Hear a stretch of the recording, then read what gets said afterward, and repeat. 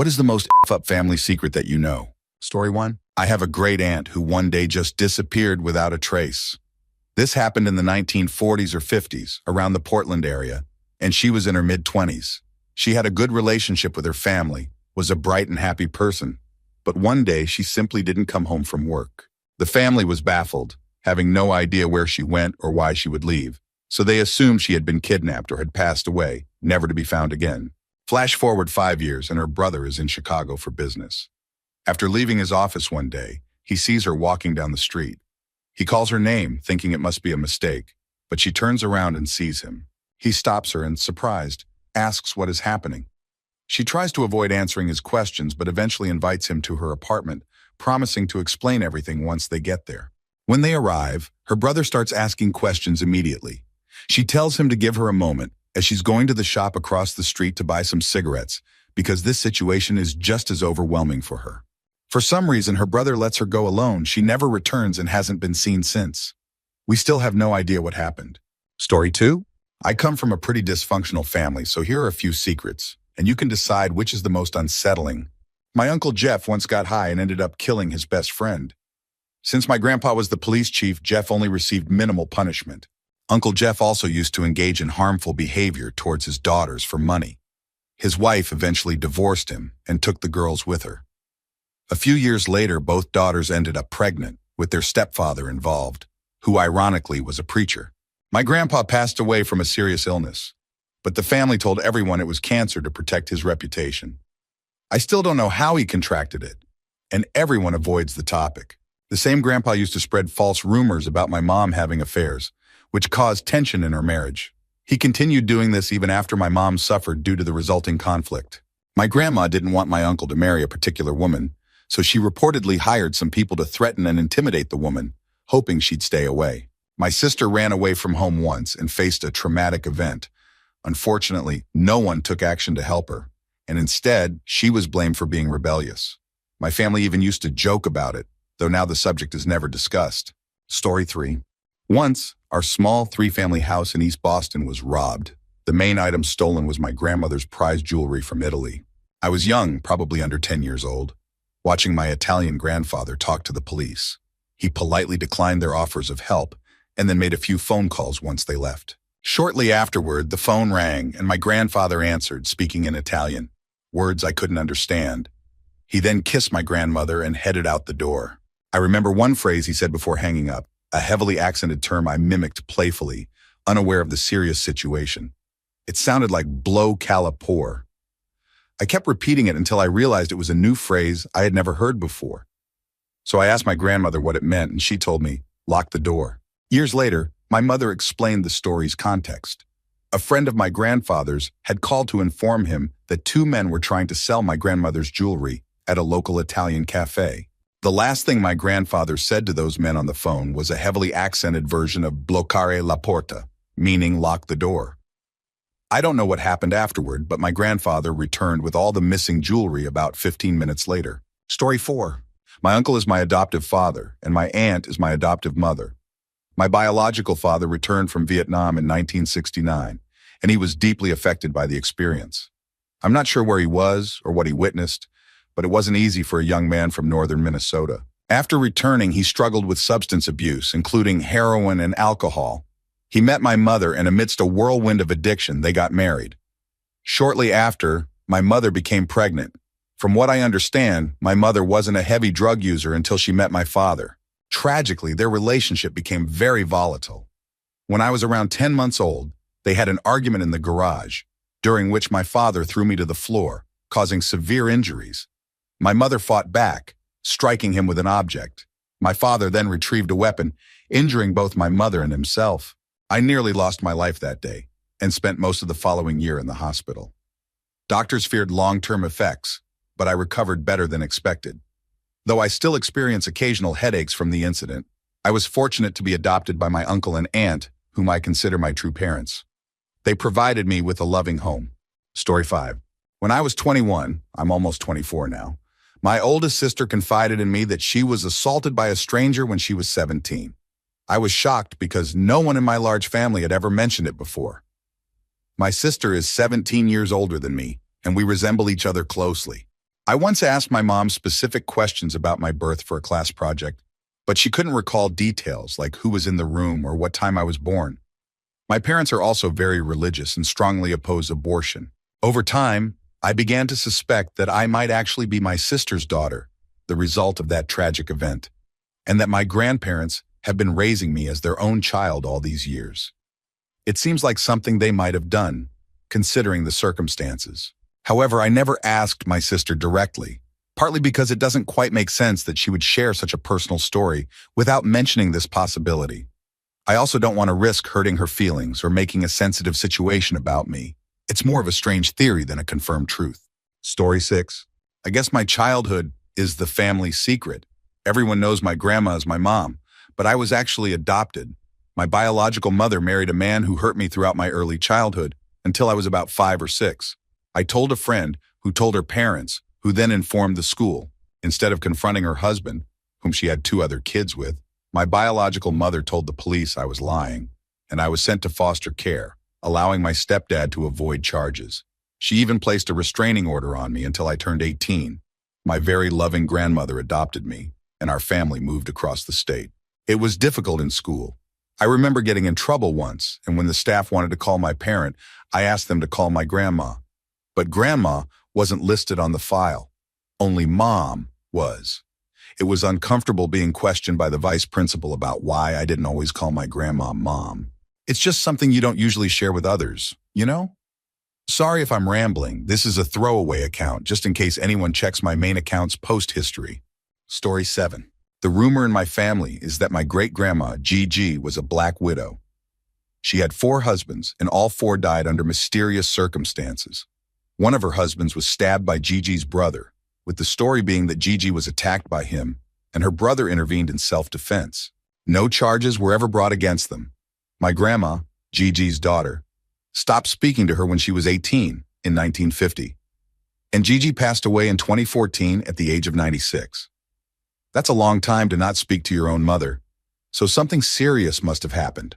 The rumor is that my grandma believed her father was killed by Gigi and that she got away with it. However, my grandma refuses to discuss it, even after Gigi's death. I became quite close to Gigi during the last decade of her life, and she seemed like the sweetest, most typical grandmother you could imagine most of the time. But occasionally, when something made her angry, she would get this unsettling look on her face that made me wonder if the rumors were true. Story 8. I recently lost a cousin who struggled with homelessness, addiction, and alcoholism. As he was nearing the end of his life, he expressed a desire to find out what happened to his father. His dad had been abusive, causing severe harm when my cousin was just 2 years old, prompting my aunt to leave him. They had 4 children together, but none had heard anything about their dad for 40 years. The 3 surviving children have no interest in knowing about him or his fate. I did some online searching and found out their father passed away about 10 years ago. He had another family that my cousins know nothing about. This second family is well off, while my cousins live in poverty. One of his daughters from the second family lives in our community, and it seems from her social media posts that she attends the same church as one of my surviving cousins. It's possible they know each other, though they'd have no idea about their shared connection. I've decided not to tell them unless I see that their children might end up dating each other. Story 9. This isn't really a confirmed family secret, but there's a suspicion that my grandpa may have been involved in something serious. He's a difficult person with a quick temper, and was known to be abusive toward his wives and children. My mom still bears scars from his actions decades later. At one point, my grandpa had conflicts with someone, possibly a local cop or another individual. And weeks later, this person was found dead near train tracks. Years later, my grandpa told my mom something along the lines of, "If you ever have problems with someone, I know how to handle it." He also displayed signs of troubling behavior, including cruelty toward animals. Story 10. My grandpa has a son from another woman who is the same age as my uncle. The woman named her son after my grandpa as well, so technically I have 2 Uncle Roberts. My mom's side of the family doesn't talk about him. I only found out because my mom let it slip when I was in high school, mentioning that he had just been released from jail and was trying to contact my grandpa. I don't think many of my cousins know about this, except maybe my uncle's children. My grandfather and uncle have a very rocky relationship, and I can imagine my uncle might have told his kids about this to turn them against my grandpa. Despite the family history, all of us cousins love our grandpa very much. My grandparents have been married for 60 years. I'm not sure how my grandma dealt with everything back then, but she did, and I think that's incredible. Story 11. My mom always claimed she was arrested because of my dad. He smoked a lot of marijuana and apparently stored some in her car, which got her into trouble. My brother and I lived with my dad's adoptive parents for 5 years while our biological parents were in jail. I never really questioned who my real parents were, since I was with my grandparents from infancy until I was about 5, and I assumed they were my parents. Recently, they returned a bunch of my childhood belongings, including some court documents. It turns out we were removed from my mom's custody because of child neglect. The house was described as borderline unsanitary. There was marijuana in the fridge, but not much food, and both my brother and I had numerous bruises. I had a broken rib, and my brother needed treatment for a fractured skull. Despite having opportunities to visit us in a neutral location, my mom didn't show up. When she was finally granted a few days with us under supervision, she would just drive around aimlessly for hours. For reasons I can't understand, we were eventually returned to her custody. She had a new boyfriend who also mistreated us. My brother has muscular dystrophy, and she treated him like a child, even though he was growing up. He believes everything she says and resents our grandparents for trying to ensure he got proper care, like speech therapy and close monitoring at school. He thinks they hated him because our mom told him so. My mom will never admit the truth to anyone. She always portrays herself as the victim, the brave single mom doing her best. It's classic narcissistic behavior. Story 12. My mother and I are convinced that my grandfather may have fathered a child with his girlfriend while stationed in Europe during World War II. He rarely spoke about his time in the war, but we knew he had a serious relationship while he was there. They were apparently very much in love, and he was supposed to bring her to the U.S. when he returned. But he never did. As disappointing as that is, we didn't think much of it, assuming it was a relatively common occurrence back then. After he passed away, we sorted through his belongings and found a photo of a woman. According to his note on the back, she was his girlfriend. In the picture, she's smiling and pointing at what looks like a noticeable pregnancy bump. We're not 100% sure, but we're fairly certain she was pregnant when the photo was taken. It makes me wonder why my grandfather never sent for her, and if I have unknown cousins somewhere in Europe right now. Story 13. When I was a kid, we had to spread salt all over our floors, or we'd wake up each morning to find them covered in slugs. Not just a few slugs, but enough to make it look like we had a slimy black carpet. It was like a scene from a horror movie. At first, I was disgusted, but I later learned they were actually useful. You could squeeze them for relief from dry eyes or rub their secretions on cuts or scrapes to speed up healing. Their mucus contains some kind of chemical that helps, though it has a weird taste. If someone in the family had diaper rash, we'd even place a few slugs in the diaper, and it seemed to work wonders. We thought the slugs were entering the house through the bathtub faucet, but it turns out my eccentric grandma was stealing them from our neighbor's slug farm. In 1997, she accidentally caused a slug shortage in North Houston because of this. Story 14. I know a messed up secret about my friend's family. His mother was involved in the adult film industry in the 70s and 80s, but later left that life and married his father. When the internet became more accessible in the mid-90s, my friend, like many teenagers, started exploring it. Before you jump to conclusions, this story goes in a different direction. He didn't just stumble across pictures of his mom unknowingly. Instead, he admitted to me that he intentionally searched for them, out of curiosity, after hearing rumors from his dad. Once he found the images, he realized he was attracted to them and acted on those feelings. I was shocked when he told me this, and it changed how I viewed him for a while. However, he eventually showed me one of her old films, grainy and definitely from another era, which from a teenage perspective was more exposure than we were used to back then. Surprisingly, I could understand why he felt that way, even if it was bizarre. Story 15. My grandfather cheated on my grandmother with another woman around the time I was born, and they had a child together. This has been a family secret for decades. I'm 29 now. Only my grandmother, my oldest uncle, and I know about it. I found out when I was living with my grandparents for a few years to help them out. One day, my grandfather asked for help setting up online banking. He wanted to set up automatic payments, which I assumed were for bills. As I was assisting him, he mentioned sending payments to Julia. I thought he meant a company, but when I asked what the payments were for, he replied, "To get back at your nana." I was shocked. and we ended up talking about it for 2 hours. He explained that my grandmother had cheated on him, so he sought revenge by having an affair. I discovered I have a half-uncle who is my age. I've tried to get more information from my grandfather and uncle, but they won't share anything further. I think it would be interesting to meet an uncle my age. Story 16. My aunt had a baby as a teenager. My uncle helped her deliver it at home. He left the room briefly to get something to cut the umbilical cord and tie it off, but he panicked when he heard the baby stop crying. He rushed back and found the baby no longer breathing. The baby seemed healthy at first, so he was shocked and angrily asked my aunt, "What happened?" She nonchalantly said, "The baby just stopped breathing." Later, she admitted to having smothered it. My aunt was only about 15 at the time, while my mother was around 8 or 9 years old and very confused by what happened. It wasn't until later that she pieced the story together while talking to my uncle. According to my mother, my grandfather was furious and nearly beat my aunt, then went outside and buried the child in the backyard. My grandfather was a World War II veteran who had seen a lot, but my mom said he cried the entire time he dug the grave. Apparently, my aunt had other pregnancies during her teenage years, with one baby being stillborn and another one not surviving for other reasons. My aunt has since passed away, and she was widely considered to be a cruel person. Ironically, she was also a Methodist preacher.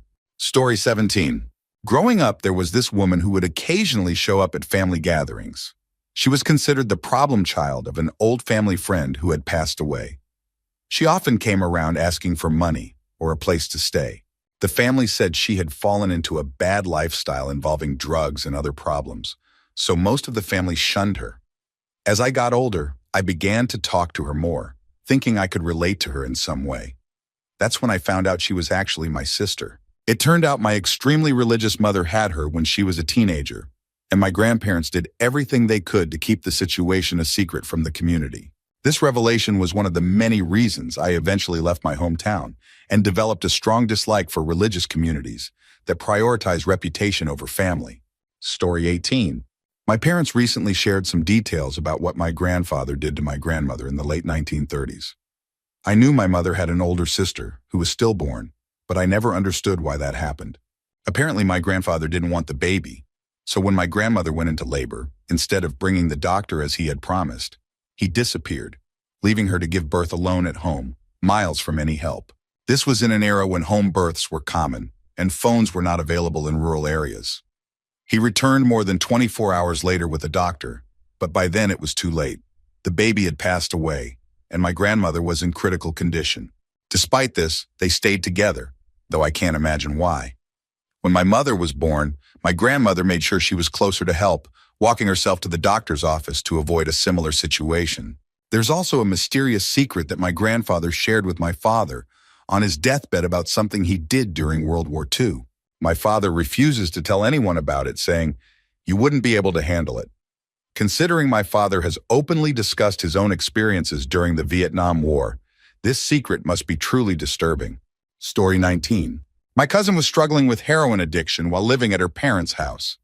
Once they discovered her addiction, they sent her to a treatment center without doing much research. After dropping her off, the treatment group took her to a big city and started trying to convert her to a new belief system. They had her hold an electrode in each hand and asked her to confess her wrongdoings. Then, they demanded $500 for some unspecified reason. My cousin eventually called her parents, angry that they had unintentionally sent her to this group. Her parents were shocked as they had no idea. They quickly went to pick her up and bring her home. Story 20. I was taking care of my grandfather's house after his failed attempt to harm himself. When he came back from the hospital, I stayed with him for a few days. Before leaving to check on my own home, I went to give him a hug. Suddenly, he grabbed me inappropriately, which was shocking and upsetting. I immediately told him, "You can't do that." And he responded by saying we weren't biologically related, which was disturbing. This man had been my grandfather all my life, so it hurt me deeply. I told my father about what happened, but he insisted that my grandfather was not mentally well and was likely delusional. I tried to let it go and continued helping my grandfather with errands, groceries, and medication refills. About a week later, while washing dishes, he touched me inappropriately again. This time, I hit him with the spatula I was holding, causing him to fall. I helped him to his recliner and left shortly afterward. Neither of us mentioned the incident to anyone else, and I haven't returned since. Story 21. When I was very young, my grandfather on my mother's side was said to be battling leukemia. I remember my mother flying to Iowa a few times to visit him. Eventually, he passed away, and I assumed it was due to leukemia. Fast forward about 18 years, and my brother suddenly asks, "How do you think Grandpa died?" I replied, "Leukemia," but he said, "That's what I thought too. But according to our older brother, he took his own life." Apparently, my mother didn't want us to know the truth. According to my older brother, our grandfather was very depressed and ended his life with a gun. It was because of his depression that my mom initially flew to Iowa, out of concern for his mental state. I don't have the courage to ask my mom directly, as I don't want to make her relive that painful memory. Whether it's true or not, I fear bringing up such a sensitive topic and causing her more pain. I've tried searching Iowa death records, as I know the county he lived in, but I haven't found anything conclusive. I'd like to know the truth, but I doubt I'll ever be able to ask my mom about it. Story 22. There's a strange joke that my uncles only tell when they've had a bit too much to drink. It involves a sound that's part of the joke, a long, raspy noise, like someone clearing their throat. After every family event, when the day's activities are over, the uncles gather outside, out of sight. While the aunts wash dishes and the cousins play, the uncles sit under the trees, leaning back in their chairs, drinking and laughing. Then one uncle makes the sound, "Show rook." Even though it's dark, you can imagine him making a hand gesture, moving sideways in front of his neck. The aunts smile and shake their heads at the noise. Men. The cousins mimic the sound, running around and laughing. The uncles lean down, teaching the younger ones to make the sound and gesture. It becomes a sort of family tradition, passed from one generation to the next. When asked about its meaning, the uncles always say they'll tell us when you're older. It's a story they promise to share later, keeping it mysterious and secret. On the summer I turned 18, I finally heard the full story. My uncle said it was from the war when they were all in the same regiment.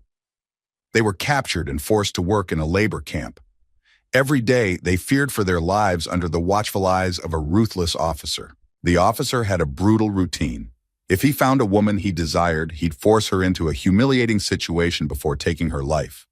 The sound, "Shao Rook," was the noise made when the officer would commit the horrific act. But one day, as he was attempting this, he accidentally harmed himself in the process, ending his own life. The uncles always viewed that moment as the symbol of unexpected survival, a terrible act that somehow led to their escape from a grim fate. Now that sound is the family's secret code for hope. It's a reminder that even in the darkest moments, something unexpected might save you. Story 23. When I was 17, my father broke down and shared a difficult truth with me. He had another child, born 16 months before me, with a woman who wasn't my mother. This happened during a brief separation between my parents, and everyone in the family knew, except for me. My half-brother was raised entirely by his mother, and my father didn't meet him until he was 13 years old, all while living a seemingly normal life with my mom and me. Even my mom was aware of his existence. My parents had come to an agreement. As long as my dad had no involvement with his other child, they could make their marriage work. Whenever we visited my grandparents, they would hide photos of my half-brother to keep me from finding out. It was a family-wide secret. I've always felt some guilt, knowing I was the child my father chose to raise. But thankfully, my half-brother and I have formed a close relationship, and my father has been making an effort to build a bond with him over the past few years. Story 24. I have a great uncle who is, frankly, a terrible person. He's a preacher for some church, but I'm not even sure which denomination it belongs to, and I doubt he follows any real religious doctrine. He's the biggest hypocrite I know. He acts self-righteous and condemns other religions. He won't welcome anyone into his church unless they are donating money. Most of my family is Roman Catholic, and he once told one of my aunts that she, along with the rest of us who follow such a heathen religion, is doomed. He even said he'd be up in the castle, higher up in heaven than everyone else. Regardless of someone's beliefs, that's just wrong. He also insulted my grandpa, his brother-in-law, for asking him to pray before undergoing surgery for an aneurysm. You'd think a preacher would offer comfort, but apparently not. But that's not even the worst of it. My great-uncle used to sell drugs, serious drugs, and he made his nieces and nephews deliver them. We're talking about things like crack and heroin. To make it even worse, he molested at least 2 of my aunts when they were young. They only came forward about it recently because they felt guilty for so long. His son also assaulted one of my aunts. Despite all of this, my family continued to interact with him for years to avoid causing a rift.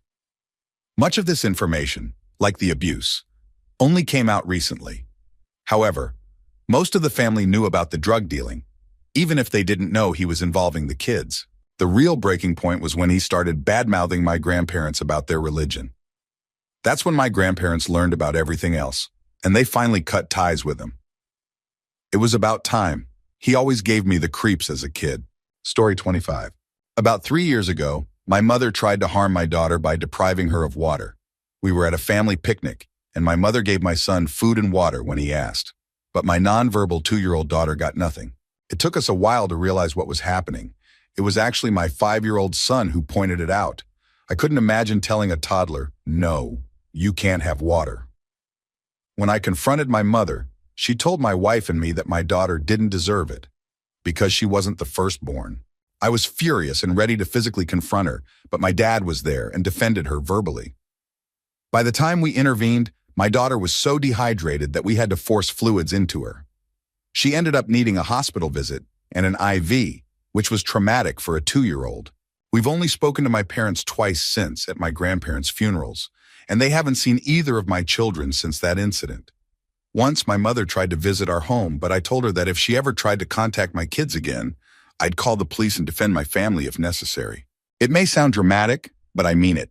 My kids will decide how they feel about their grandparents when they're old enough, but until then, it's my responsibility to protect them. Story 26. My mother's biological father married my grandmother while he was stationed in Chicago. When they found out she was pregnant, he left and returned home. My grandmother managed to figure out where he lived from the limited information he had given her, so she took a train to confront him. This happened in the 1940s. When she arrived, his sisters met her, explained that he was already married with children, and handed her about $800, a significant amount at the time, suggesting she take care of it, get an abortion. My grandmother was devastated. Instead, she decided to use the money to return to Chicago and start a new life for herself and my mother. So, the big secret in our family is simply that my mother exists. A few years ago, I had a cancer scare and signed up for a genetic testing website. Someone reached out, claiming to be my third cousin, but didn't know how we were related. After comparing names, we realized we were connected through my mom's biological father. We figured out his identity about 5 years ago. He had since passed away, but was a prominent figure in his state. He served as the state's attorney general for over 20 years and was well known in society. If it had come out that he had an illegitimate child, it probably would have ruined his career.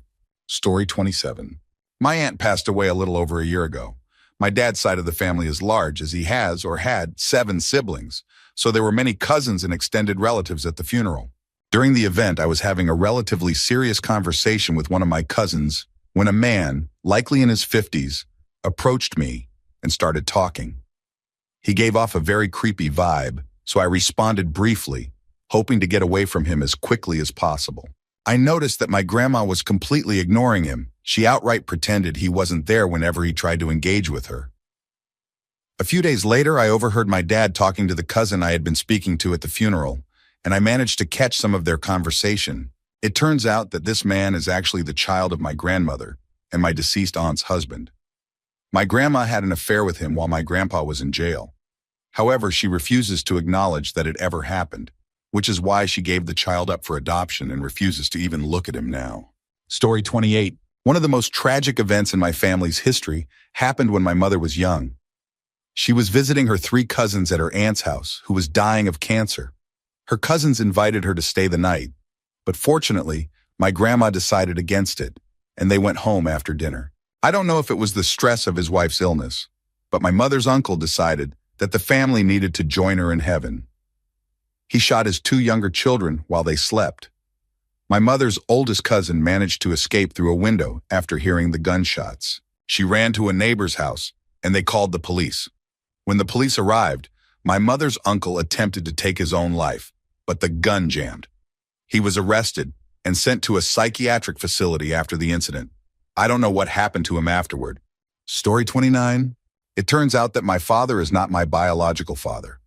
I always knew my mother was previously married and divorced. but I never asked for details. She often told me that if I ever wanted to know the full story, all I had to do was ask. But I wasn't interested in the drama.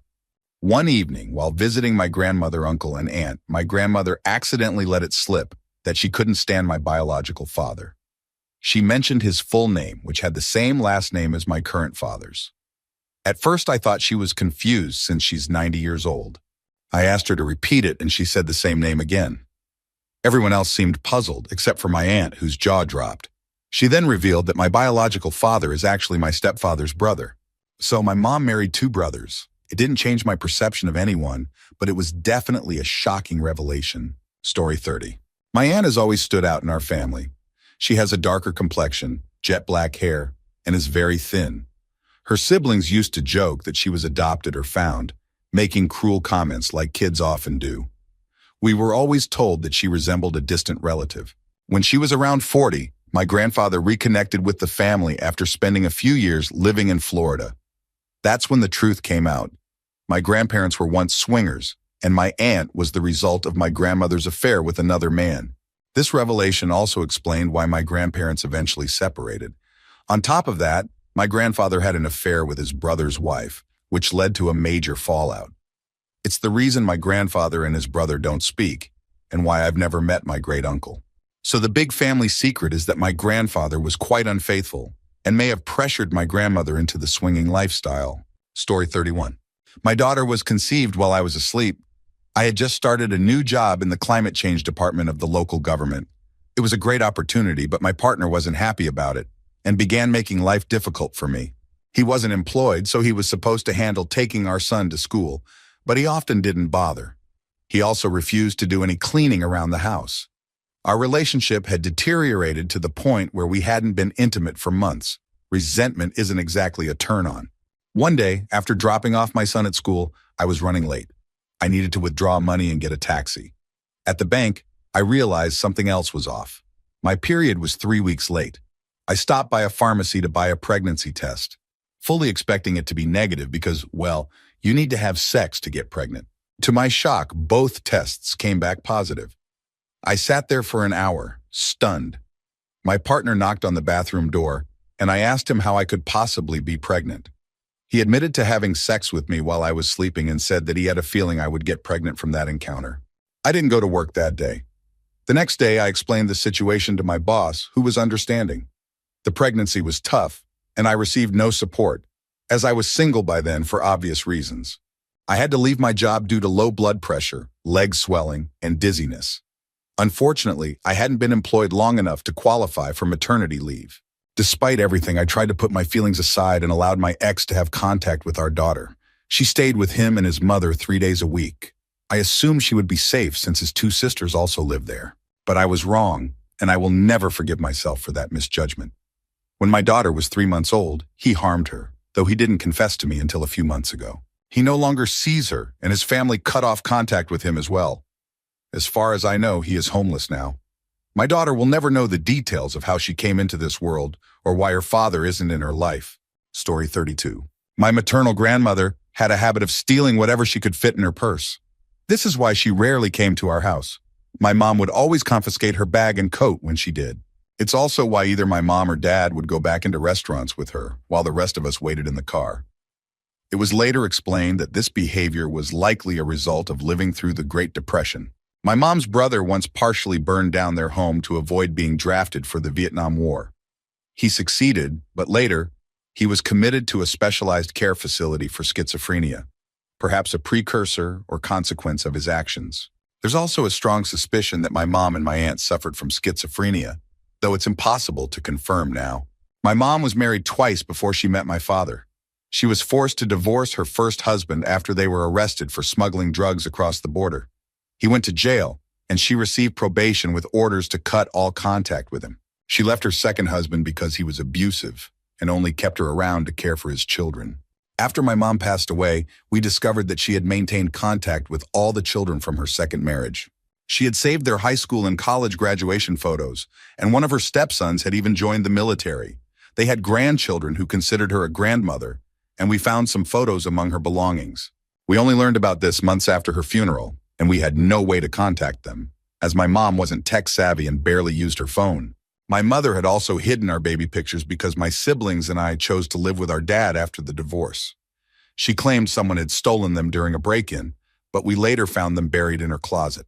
Recently, I found out that my aunt is doing something similar, keeping childhood photos of herself, my mom, and my uncle, along with other family history. I'm not sure if these stories count as secrets, but it felt good to share them. Story 33. Growing up, I was never allowed to go into our basement, where my grandpa spent most of his time. I was never given a clear reason, just that I wasn't supposed to go down there. I assumed that was normal. Didn't everyone have a basement that was off limits? As I got older, I noticed people coming and going from the basement late at night, usually older men with heavy accents. One night, I was woken up by loud cheering and shouting coming from the basement. While this was somewhat normal, it was much louder than usual. I got up to investigate and saw at least a dozen men, all over 60, smelling of whiskey and cigars, carrying my grandpa out of the basement cheering. I had never seen him look so happy. The next morning, I asked my parents about it over breakfast. They flatly denied hearing anything.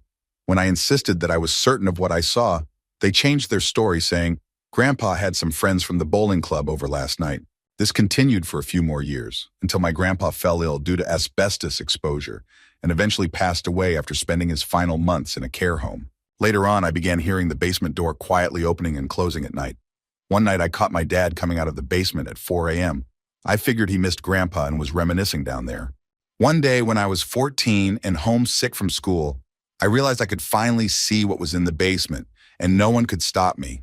The first thing I noticed were 3 very old blackboards with tables written in chalk.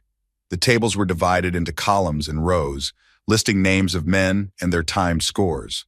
I recognized some of the names as family members and neighbors. The room was dusty and dark, but had a bar with stools and an old desk at the end, complete with a computer. That evening, I confronted my father, and he took me down there, poured himself a drink, and explained everything. Years earlier, Grandpa had watched a news segment on violent video games and became fascinated. He bought a computer and the popular game Duke Nukem, then shared it with his friends, who became just as hooked. They started competing speed-running levels for the fastest times and even placing bets. The weekly prizes were usually alcohol, and this secret competition continued for years without anyone else in the family knowing. When the rest of the family eventually found out, everyone found it hilarious. Judging by the old records we found, a lot of people had been involved in this secret competition over the years, with some bets reaching as high as $1,000. And some of the times were quite impressive. It's not as shocking as some other stories, but it's definitely the most bizarre family secret I know. To this day, my dad and I still play a few levels together over a glass of scotch whenever I visit. Story 34. My mother's first child was given up for adoption because the father left before the baby was born. Later, she had 2 daughters with her first husband, who was a gambling addict. Tragically, he abused the girls for several years. Eventually, my mother either left him or he left her. I'm not sure which. She then met my father and had me and my brother. My father was an alcoholic who left shortly after my younger brother was born. His excuse was that my mom was boring. My mother's explanation was that she had gone to check on him in the bathroom at a bar, only to find him passed out in the urinal. Neither my sister's father nor mine ever paid child support, which probably explains why my mom felt we needed a man in the house. She used a matchmaking service and met the man who would become my stepfather. My stepfather was illiterate and unemployed. Although we were never told exactly what was wrong with him, we knew he was off and received injections from a nurse every 2 weeks. He smoked 100 cigarettes a day. I vividly remember watching in horror as he strangled my sister to the point where I thought she was dead. She fell limp, not moving for what felt like forever, before finally gasping for air, blood spilling onto the floor. I wanted my mom to call the police, but she insisted on keeping him around for childcare while she worked long hours cleaning houses. She made him promise never to do it again. He later suffered a breakdown and received electroshock therapy, but he returned home and the fighting resumed. When I turned 18, my mom finally had enough and disappeared. Since we lived in government housing and my sisters had already moved out, that left only my stepfather, my brother, and me. We were evicted shortly after, as there weren't enough occupants for a 3-bedroom house. Before we moved out, I found one of my stepfather's medical records, which confirmed he had schizophrenia. This explained a lot. My grandfather, the only decent father figure I had, ended up in the hospital just before we had to move. I intended to visit him, but my stepfather convinced me it was nothing serious. I decided to work my shift that night instead. My grandfather passed away that same night, and my stepfather laughed as he told me. My eldest sister had a child whose father left while she was pregnant. She had become very religious and forgave her own father for his past abuse. When he needed a place to stay, she let him live with her in the house she had inherited from our grandfather. Although I don't believe he harmed her son, he left his lighter on the table, which my nephew used to start a fire that burned down the house. My other sister, the one who was strangled, had 4 children, but tragically lost one when she accidentally suffocated the baby by rolling onto it in her sleep. She initially claimed it was SIDS, but later admitted the truth. She struggled with addiction, and we eventually had to remove her other children from her care. Meanwhile, all those years my mom was cleaning houses. She was paid under the table while also collecting disability benefits, claiming her wrist never healed after an old injury. Story 35. My brother and I have different fathers, but the same mother. When we were very young, my brother's dad shot and killed my father and buried him in the Santa Cruz Mountains. He was later sent to prison, San Quentin. Over the years, my mother was vague about the details, but inconsistencies started to emerge. Something drove me to dig into the case when I became an adult. I reviewed the old high-profile murder case files from the Bay Area in 1976. The case was connected to heavy drug use and involvement with the Hells Angels. I discovered that my mother had testified against my brother's father to avoid prison time for her own involvement in the incident. I'll never know the full extent of her involvement, as the plea deal allowed her to walk away with a completely redacted testimony. I've never confronted my mother about this, mostly because she wasn't a bad parent in the years that followed. It's taken me a long time to come to terms with what little I do know and to forgive her privately. Story 36. My aunt on my father's side endured a very abusive marriage while living in the UK during the 80s and 90s, a time when there was minimal support for Asian victims of violence. Her husband's abuse was severe, including incidents where he beat her to the point of kidney failure and burned his son for misbehavior. He would even beat her at her workplace over trivial matters, like a teacup's handle being on the wrong side, or simply for talking to other men. I once witnessed him threatening my aunt, and when I spoke up, he punched me in the stomach. When my mother learned that I had tried to protect my aunt and cousins, she took action. My mother, who is half Scottish and half mixed-race Indian, with Tamil and East Asian ancestry, went to their house, rescued my aunt and cousins, and drove them to safety in Manchester. I missed a few days of school due to injuries from the assault. We later learned that my father's side of the family had known about the abuse, but did nothing, fearing the stigma of divorce in Indian culture. Even after my mother's intervention, some family members continued to make excuses for him. My mother called the police, but nothing came of it. The situation escalated to the point where my parents sent me to boarding school to protect me from potential retaliation. Eventually, my aunt's husband left the UK for the USA. Sadly, the impact on my cousins was profound. While the older son became a lawyer, the younger one, spoiled by his father's attempts to buy affection, struggled to find direction in life. This experience taught me a lot about how abuse can manipulate good people into tolerating terrible behavior and how much has changed over the years in terms of awareness and support. Story 37. My mom grew up in a large family in a rough area of the San Francisco Bay Area. The family had a notorious reputation within a 100-mile radius, known for criminal activity like carjackings and gang violence. When my mom was around 3, she recalls her older brothers who were in their 20s, sneaking downstairs and assaulting her. This continued for years until she was 8, when she confided in her 5-year-old brother. Another brother who wasn't involved overheard and informed my grandma. One of the perpetrators went to prison, and another later took his own life. What's especially heartbreaking is that my mom often closed her eyes during the attacks, so she couldn't always identify who was harming her. She remembers only 2 of the brothers specifically. When one of them committed suicide, my grandmother blamed my mom, saying, "He would still be alive if you hadn't opened your legs." Despite this horrific past, my mom is one of the strongest women I know. She hasn't shared her story with many people, but I believe she should write a book about her experiences, as she is one of the kindest and most loving people I've ever met. She managed to graduate from college, raise a family, and keep her children out of trouble, all while maintaining compassion and love for others. It's remarkable how she turned her life around. Story 38. A friend's parents owned a funeral home and had 2 sons. One son was fathered by an employee, making the boys half-brothers, but the son born to the owners never knew this. The owner's son had serious behavioral issues. As a child, he set fire to the funeral home, killing his parents and believing he had also killed his half-brother. However, the employee saved his badly burned son from the fire and hid him in a mental institution for many years. Over the next 20 years, the arsonist continued the family business as an undertaker, mentored by the same employee who had fathered his half-brother. He had no idea of the true relationship between them.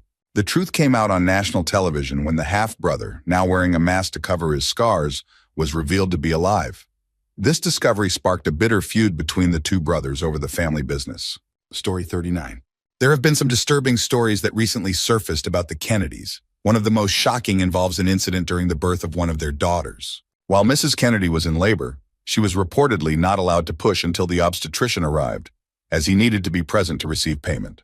The nurse was instructed to hold the baby's head in place until the doctor arrived, which took several hours.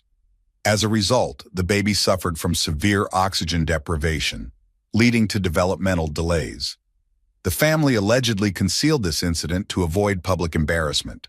As the daughter matured, the family became concerned about the possibility of her becoming pregnant.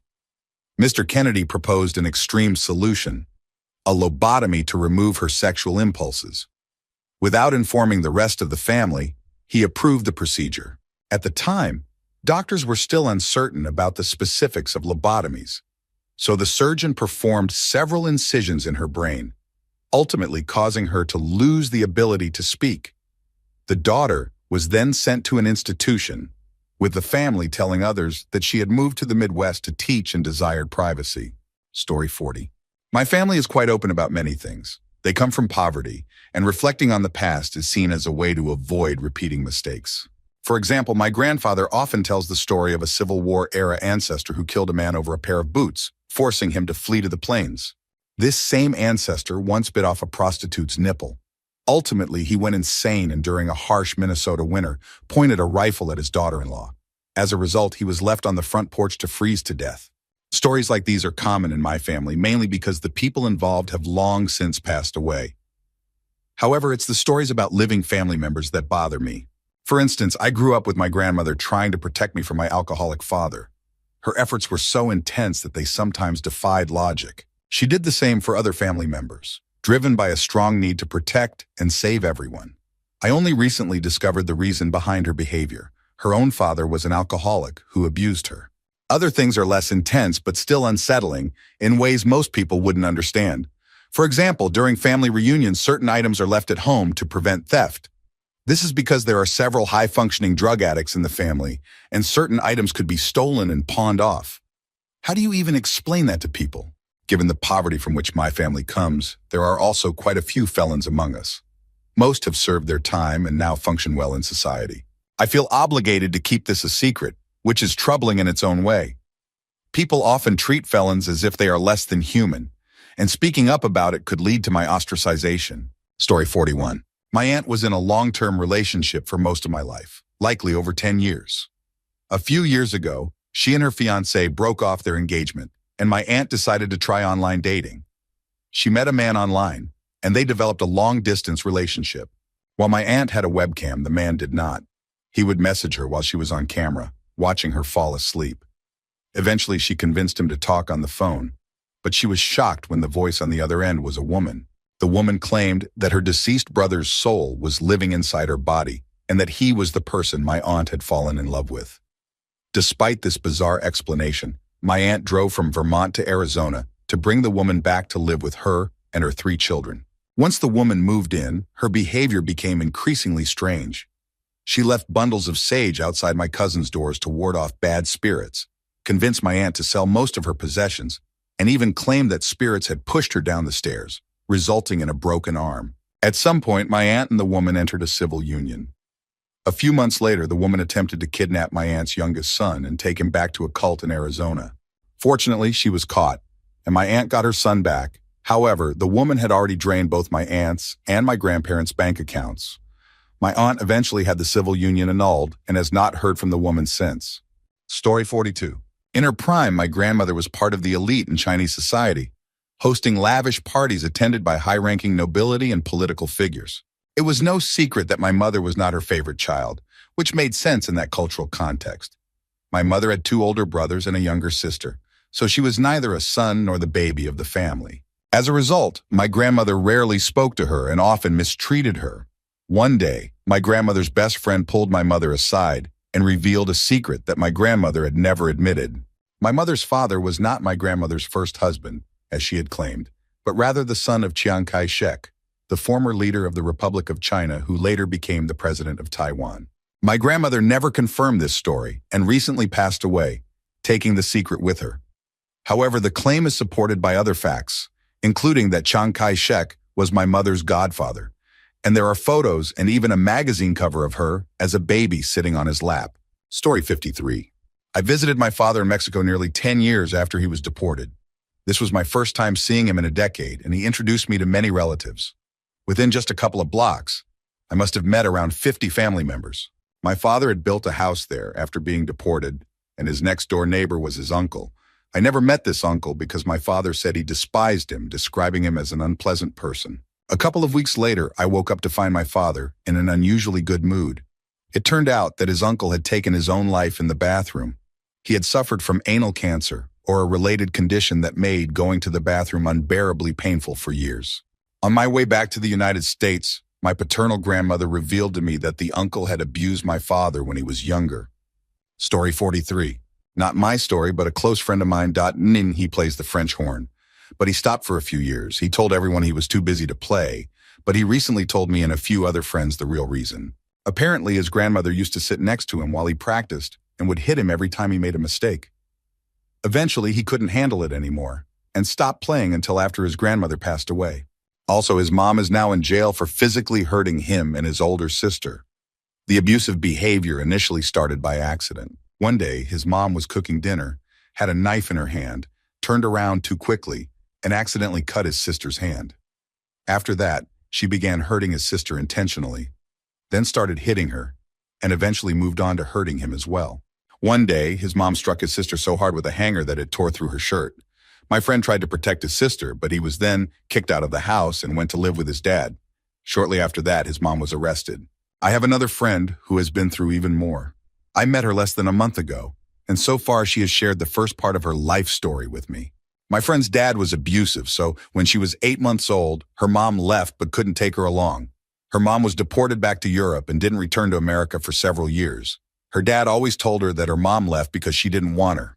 A few years later, her dad married her first stepmother, who had 2 older sons. My friend's dad had to leave to take care of her grandfather, who had cancer. Her stepmother didn't like her, and her stepbrothers would often get her in trouble just to see her punished by their mom. The older stepbrother also started physically hurting her, giving her black eyes and harassing her. Her stepmother would also humiliate her in front of the stepbrothers. Her dad never found out about the abuse, but he divorced the stepmother for other reasons. They moved, and he got a new girlfriend who seemed nice and had a son. Although the new girlfriend and her son were not abusive like the previous family, my friend shared a room with the son. He used to chase her around with a small torch as a prank and harassed her for many years. She still blames herself for everything that happened to her, even though none of it was her fault. Oh, and my brother is somewhat involved with drugs, and my grandpa might have harmed someone when he was drunk. Story 44. My grandfather on my dad's side passed away from a massive heart attack at the young age of 40 when my dad was about 10 or 12.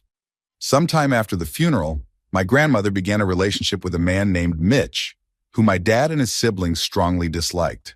I'd always heard casual mentions of Mitch growing up, but when I got older, I asked my mom about him, since my dad rarely talks about his past. And she told me that Mitch was a gigolo who eventually married my grandmother. After a few years together, Mitch had drained her finances, leading them to file for bankruptcy multiple times, 3 times, nearly 4. Apparently, he was very abusive towards my dad and his siblings until my dad was around 17 or 18.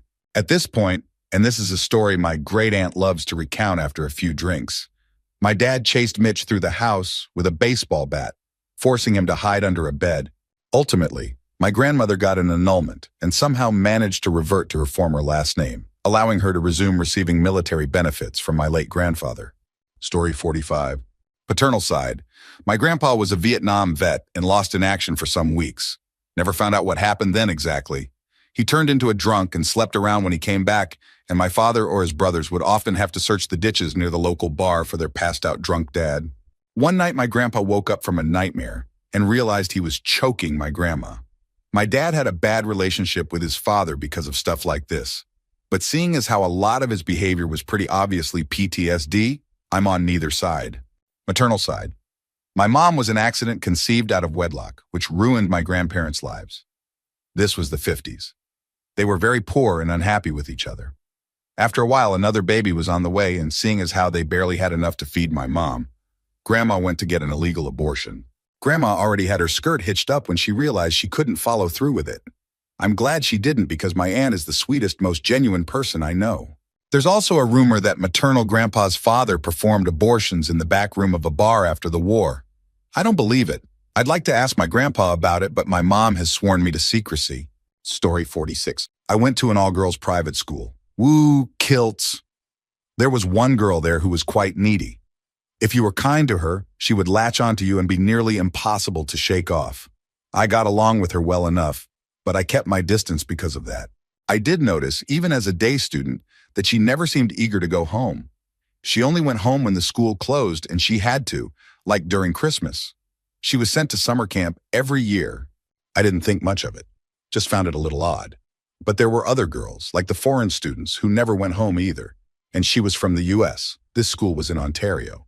Boarding students would take buses to the local mall on weekends where they could shop, see movies, etc. before getting bussed back. One day, she was caught shoplifting during one of these trips and ended up being expelled. I always thought that was unfair, considering that if a day student like me got caught shoplifting over the weekend, we wouldn't have been expelled. At most, our mall privileges would have been revoked. Years passed, and I didn't think about her much, until one day when I was chatting with a friend's mom. She used to work at a local mental health facility, and while I'm sure it was a breach of confidentiality, she shared some details with me. The reason the girl rarely went home was that her family didn't want her.